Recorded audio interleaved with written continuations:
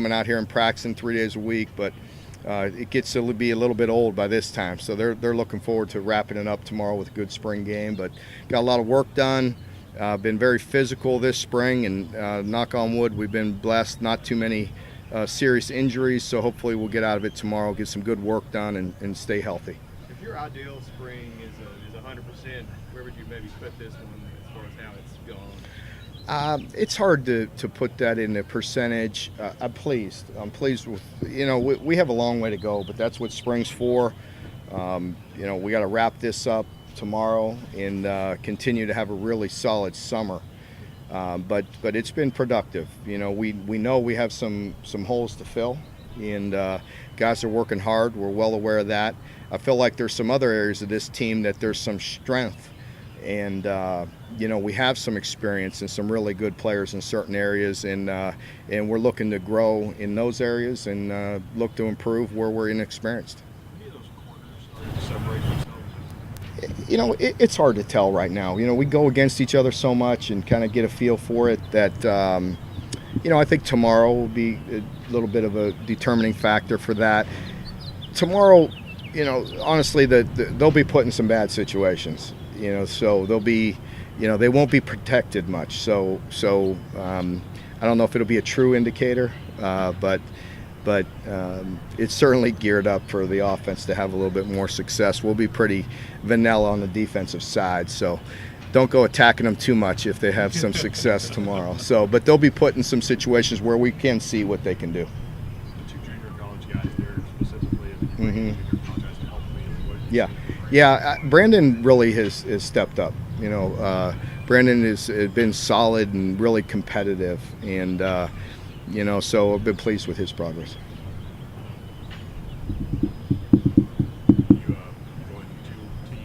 Yeah, so I'm going to split it up. We just kind of divided it up where we felt like there was some continuity with the groups, and the quarterbacks will be in gray and the kickers will be in gray, so they could go with either unit. We'll probably interchange the quarterbacks some, give them an opportunity with each group. But outside of that, we kind of just split it up where we felt like we could function, where we could, truly have a blue team and a white team. But, the depth is a little bit of an issue. Yeah, he talked about all these, still being inconsistent, but maybe he's emerged as the second guy after Lynn there. What are you seeing? Definitely. Josh has been more consistent, and he's made some explosive plays, and he's working really hard. I've been pleased with him. We need to get the other side, the outside position, more consistent. Isaiah's got to step it up a little bit or get some other guys going.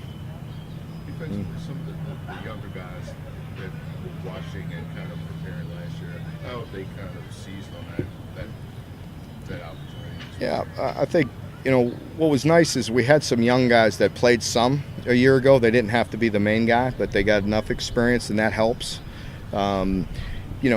Few guys, are going into their second year, and we really look forward to those guys making a big jump. And, guys like Quentin, we've talked a lot, but he was just a second-year player a year ago, and him going into his third year can really work into a dominant player, and same with TJ. And so we got a good nucleus of guys. Like I said, we have some areas where we have some strength and we have some experience, and then we have some different areas where we're really young and really inexperienced, but that's what makes it fun. It'll be a challenge, and we got a lot of work to do, but the guys are embracing it and they're working hard. How's it been for Josh Paschal this spring? How's he responded? Josh has been good. He's still a little bit frustrated because Josh, if you know anything about him, he wants to come back out and be the dominant player that he knows he can be, and he's just not there yet. There's still just getting used to that foot, and where they reconstructed it and did a lot of surgeries on the poor kid. You know what I mean? It's just it's frustrating for him. So at times I have to just talk to him about just trying to be patient, and he is. He's blessed to be out here, and he greatly appreciates that he's out here, but he just wants to play at that same level, and it's a bit frustrating. So we're confident in time that he'll still be 100%. It's just as you come back from that foot, and they did so much work, there's other areas that bother him sometimes, where it's just that comfort level. And he's playing a very, very tough position now. It's different when you're on an edge and you're playing an outside backer. It's much different than being in the line. And it's very, very difficult to ask what we ask those four techniques and those inside defensive tackles, what we ask them to do. That's a position that doesn't get enough credit, I think, because it's very physical in there, and it's very hard, and it's a new position for him. So he's got work to do, but we're confident he'll be back at 100%. Said he moved Yeah. Fitzgerald. Yeah, I believe. Yeah.